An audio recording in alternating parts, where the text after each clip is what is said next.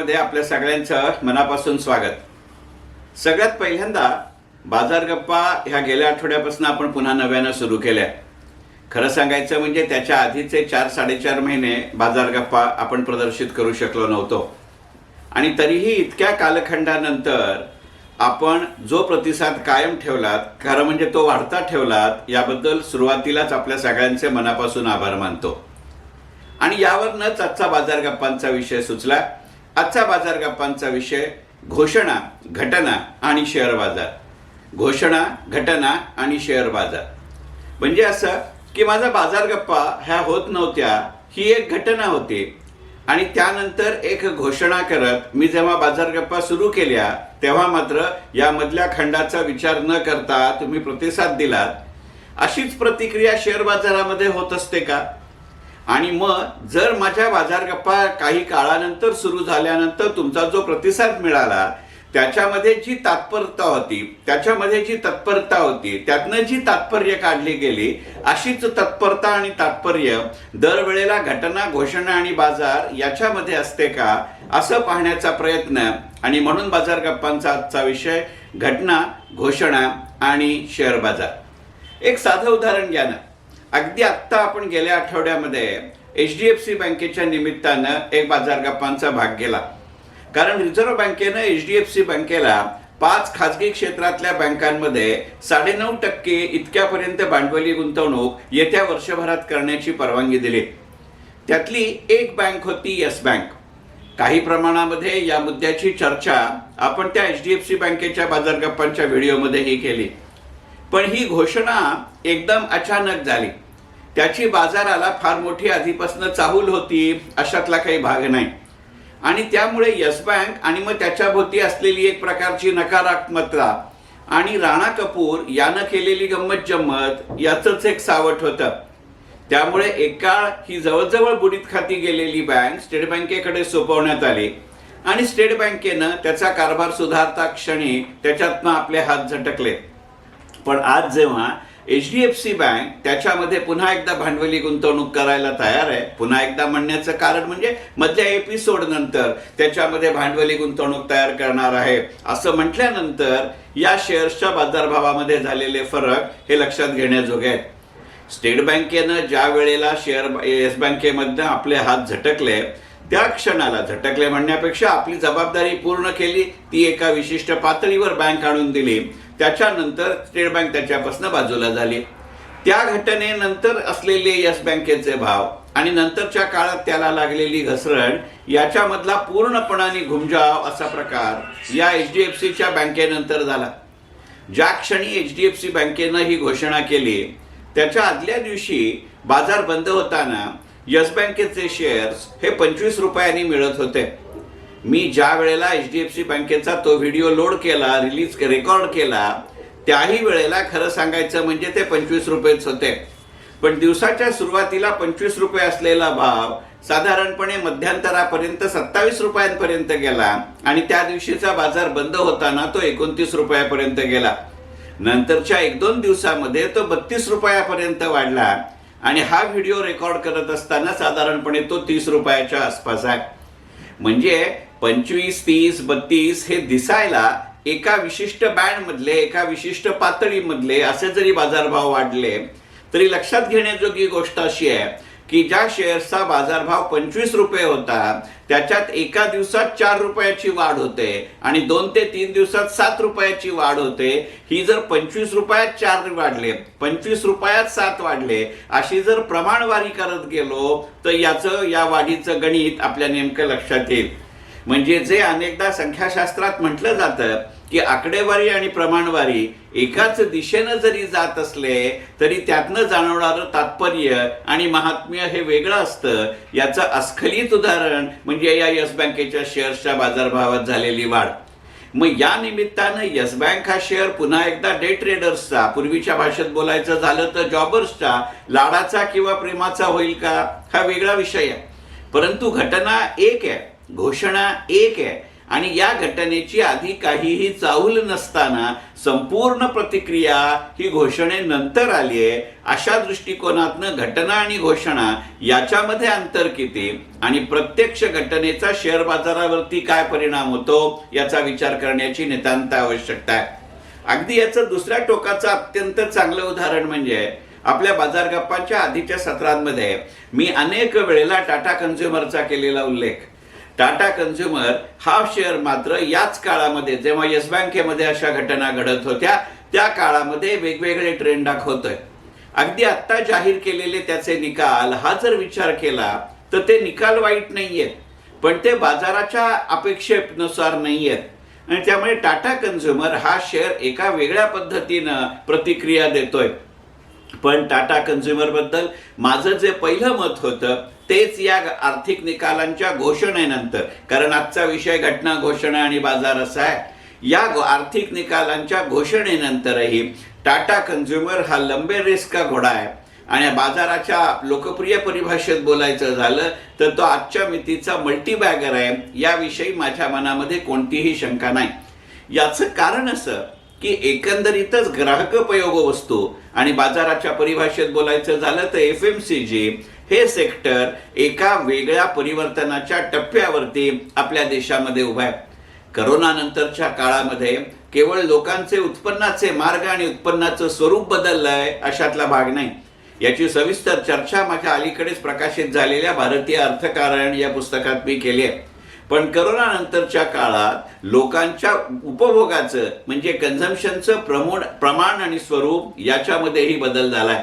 या बदलत्या प्रमाणाशी, या बदलत्या स्वरूपाशी, या बदलत्या पद्धतीशी जोपर्यंत या FMCG कंपन्या पूर्णपणे स्वतःला जुळवून घेत नाहीत तोपर्यंत याची अडचण वाढू शकते. हे गणित लक्षात घ्या. एक साधं उदाहरण देऊ. हे टाटा कन्झ्युमर बद्दल नाहीये, परंतु डीमार्ट मध्ये आपल्या असं लक्षात येईल की ॲव्हेन्यू सुपरमार्ट किंवा डीमार्ट या नावानं हा शेअर ओळखला जातो. त्याच्यामध्ये असलेली प्रचंड गर्दी आणि सणासुदीच्या किंवा शनिवार रविवारच्या वेळेला त्याच्या दुकानाबाहेर सुद्धा लागलेली लांबलचक रांग हे दृश्य आपल्याला करोनाच्या आधीच्या काळामध्ये नवीन नव्हतं.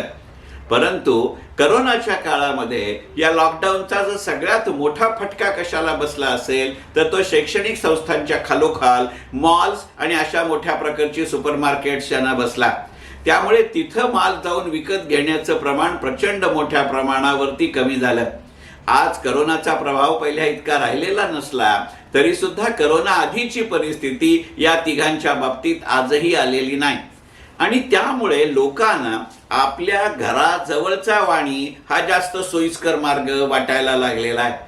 आणि मग त्यामुळे याचा विचार जोपर्यंत FMCG कंपन्या करत नाहीत, पहिल्यासारखं फार मोठ्या प्रमाणावरती एक घाऊक पॅकेट घेण्याकडे आता ग्राहकांचा कल राहिलेला नाही. 1 किलोची एक पुडी जर ते पूर्वी घेत असतील तर आणि आजही त्यांचं उपभोग हा जर 1 किलोचा राहिला असेल तर पहिल्यासारखं 1 किलोची एक पुडी घेण्यापेक्षा अर्ध्या किलोच्या 2 पुड्या, प्रसंगी पाव किलोची 4 पाकिटं घेण्याकडे यांचा कल आहे. मग ह्या ज्या पद्धतीनं बिस्किट इंडस्ट्रीमध्ये जाणवतं, हे ज्याप्रमाणे शीतपेयांमध्ये जाणवतं, तसंच ते FMCG मध्येही जाणवतं. याच्याच बरोबरीनं लोक आता जास्त आपल्या आरोग्याचा विचार करतात का हेही गणित पाहावं लागतं.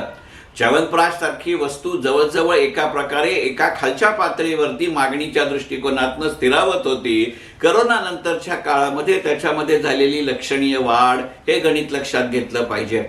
यातले काही घटक हे तात्कालिक स्वरूपाचे असतील, पण यातले काही घटक हे दीर्घकालीनही आहेत आणि या सगळ्या घटकांना सामावून घेणारं अशा पद्धतीचं गणित टाटा कन्झ्युमरमध्ये आहे हे लक्षात घेतलं पाहिजे. त्यामुळे टाटा कन्झ्युमरचे आत्ता आर्थिक निकालांची घोषणा जरी होत असली तरी त्याच्या पार्श्वभूमीवरती घडणाऱ्या घटना यांच्याकडे दुर्लक्ष करून चालणार नाही आणि म्हणून आजच्या बाजार गप्पांचा विषय घटना, घोषणा आणि शेअर बाजार.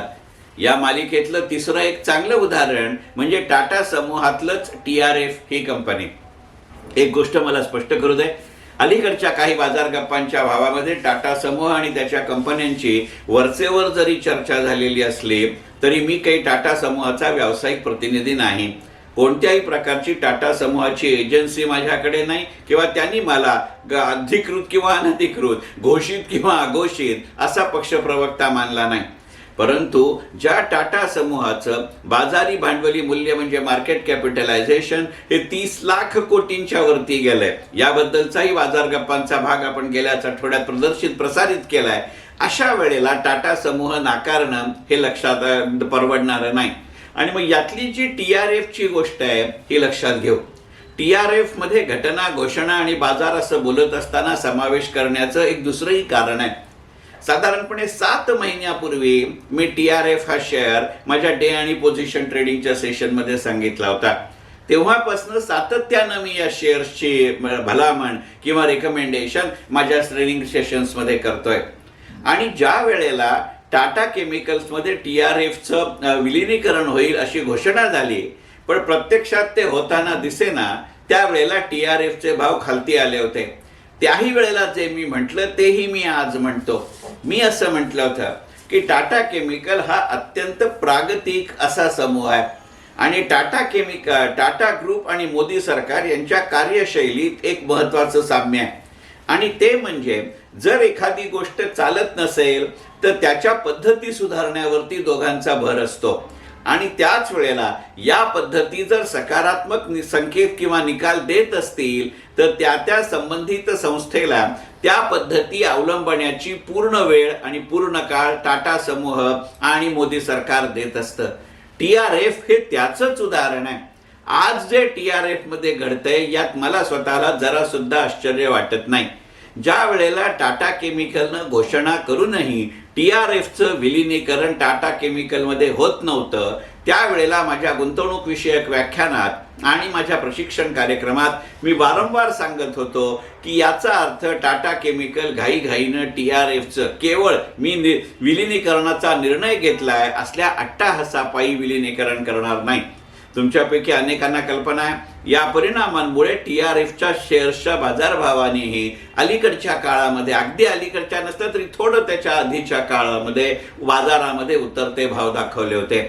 पण गेल्या 3-4 दिवसांपूर्वी ज्या वेळेला टाटा केमिकल्सनं असं जाहीर केलं की TRF हा एक चांगल्या पद्धतीचे संकेत देत आहे, ते स्वतःच्या सामर्थ्यावरती एक टर्नअराउंड दाखवत आहेत आणि त्यामुळे टाटा केमिकल घाईघाईनं TRFचं आपल्यामध्ये विलिनीकरण करणार नाही, ही घोषणा त्या दिवशीची शेअर बाजाराची उलाढाल संपल्यावर झाली. आणि त्यामुळे दुसऱ्या दिवशी ज्या वेळेला बाजारामध्ये उलाढाल सुरू झाली त्यावेळेला TRFचे भाव जे साधारणपणे 370-372 रुपयापर्यंत होते ते 383 वरती गेले आणि दिवसभर तो शेअर अपर सर्किटमध्ये राहिला. दुसऱ्या दिवशी जेव्हा पुन्हा शेअर बाजाराची उलाढाल सुरू झाली आणि हा सर्किट ब्रेकर त्याच्या नैसर्गिकपणानं बाजूला झाला, त्या दिवशी TRFची उलाढाल ही 432 रुपयांनी होत होती. म्हणजे घटना, घोषणा आणि बाजार यांचा असाही संबंध असतो हे लक्षात घ्यायचं. म्हणून आजच्या बाजार गप्पांचा विषय हा घटना, घोषणा आणि बाजार असा होता. या मालिकेतलं अजून एक जर उदाहरण घ्यायचं झालं असेल तर एक गोष्ट आपण लक्षात येऊ की अगदी अलीकडच्या काळामध्ये पेट्रोनेट LNG या सरकारी कंपनीनं असं जाहीर केलं की 2025 पासून म्हणजे 1 एप्रिल 2025 पासून पेट्रोनेट LNG ही कंपनी पुन्हा एकदा नव्यानं श्रीलंकेला गॅस सप्लाय करायला लागेल, ह्या मालाची वाहतूक करावी लागेल. या गोष्टीचा पेट्रोनेट LNG वरती होणारा परिणाम ही गोष्ट लक्षात घेऊ. इथं आधीच्या 3 उदाहरणांपेक्षा वेगळा क्रम आहे. इथे घोषणा झाली आहे, घटना झालेली नाही. येस बँकेमध्ये घोषणा झाली, काही प्रमाणामध्ये घटनेला सुरुवात झाली. TRF मध्ये घटना आधी झाली, मग घोषणा झाल्या. आणि इथे मात्र घोषणा आधी होतीये. टाटा कन्झ्युमर मध्ये घटना आणि घोषणा यांचं काही वेळेला साहचर्य होतं, काही वेळेला फारकत होती.